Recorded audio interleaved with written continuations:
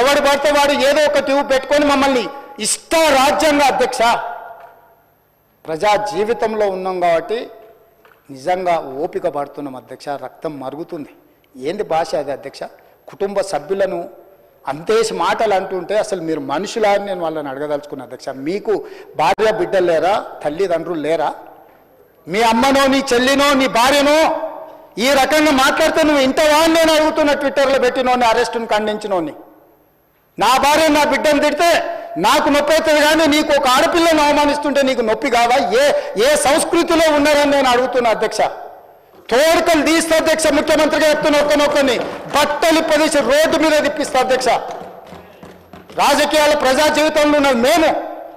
విమర్శించండి, విశ్లేషించండి, మా గురించి మాట్లాడండి. ఆడబిడ్డల గురించి, ఇంట్లో ఉన్న ఆడోళ్ళ గురించి మాట్లాడే సంస్కృతి ఎక్కడి నుంచి వచ్చింది అధ్యక్ష? తెలంగాణ సమాజం ఇదేనా?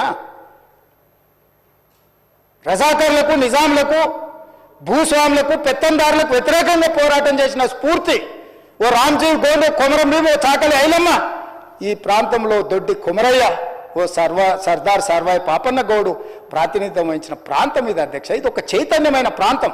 ఈ చైతన్యమైన ప్రాంతంలో ఎదిరించి నిలబడ్డాడు మనగాడు. ఆధిపత్యాలకు వ్యతిరేకంగా నిలబడి కొట్లాడిన గడ్డ ఇది. ఈ సంస్కృతిని మొత్తం సర్వనాశనం చేసి ఒక విష సంస్కృతిని నోటికొచ్చింది మాట్లాడి వాటిని పోస్టు చేయించి ఏం పైశాచిక ఆనందం అని నేను అడుగుతున్నా అధ్యక్ష.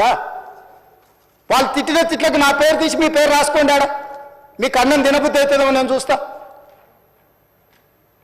తెలంగాణ రాష్ట్ర ముఖ్యమంత్రి అయితే బలహీనం అయిపోయినట్ట అధ్యక్ష? అట్లా అనుకుంటుర్రా? ఓపిక పట్టిన అధ్యక్ష, నేను మర్యాదకుంటున్నా. మీకు ఎంతమంది ఉన్నారో తెలియదు. నాకు చికాకు వచ్చిందని తెలిస్తే లక్షలాది మంది పిల్లలు రోడ్డు మీదకి వచ్చి బట్టలిప్ప తీసుకొడతారు అధ్యక్ష ఒక్కడినొక్కడిని. నేను వద్దంటున్నా కాబట్టి, చట్టాన్ని గౌరవిస్తా కాబట్టి, చట్టాల పట్ల, శాసనాల పట్ల, ఈ భారత రాజ్యాంగం పట్ల మాకు సంపూర్ణమైన విశ్వాసం, నమ్మకం ఉంది కాబట్టి ఏమనుకుంటూ ఊరుకుంటున్నాం అధ్యక్ష. అది మా చేతగాని తనం కాదు.